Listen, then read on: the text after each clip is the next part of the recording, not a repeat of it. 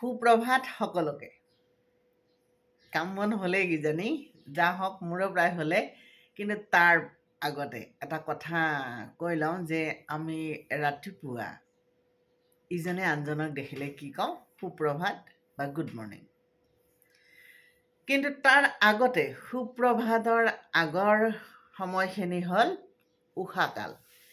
মানে পুৰণি শাস্ত্ৰসমূহৰ ভিতৰত আটাইতকৈ পুৰণি হ'ল বেদ। বেদৰ কিছুমান কথা ইমান সুন্দৰ। মই আজি তাৰে এটা কথা ক'ব খুজিছোঁ যে বেদত মানে উষাকালক আটাইতকৈ গুৰুত্ব দিয়া হৈছে। উষাকাল হ'ল সেইটো, এই যে পূব আকাশত সূৰুযে ধলফাট দিয়াৰ লগে লগে আন্ধাৰ ৰজনী আঁতৰি গ'ল আৰু উষাৰ আৱিৰ্ভাৱ হ'ল। পৃথিৱী আৰু মানে সূৰ্য আৰু পৃথিৱীৰ এটা সাংঘাতিক সংযোগ আছে। আকাশত সূৰ্য ওলোৱাৰ লগে লগে পৃথিৱীত উষাই জীৱ জগতৰ সকলোকে জগাই দিয়ে যে উঠা, কামত লাগি যোৱা। কাৰণ পৃথিৱীত তোমালোক আহিছা নিজৰ নিজৰ কৰ্ম কৰিবৰ কাৰণে মাত্ৰ কেইটামান দিনৰ বাবে।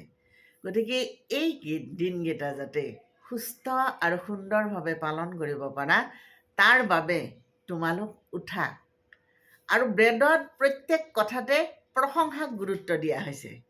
কোনো কাম যাতে নিন্দা কৰি কৰা নহয়। যিকোনো কাম, সুপ্ৰভাত, আপুনি ইমান ধুনীয়া, আপোনাক ইমান ভাল লাগে, আপুনি ইমান সুন্দৰৰ অধিকাৰী, এনেকুৱা ধৰণৰ প্ৰশংসাসূচক বাক্যৰেহে সকলো কাম আৰম্ভ কৰিব দিছে। নিন্দিত কাম সদায় বৰ্জনীয় বেদৰ দুই এটা কথা, গীতৰ দুই এটা কথা কৈ যাম। ভালে থাকিব। সুপ্ৰভাত।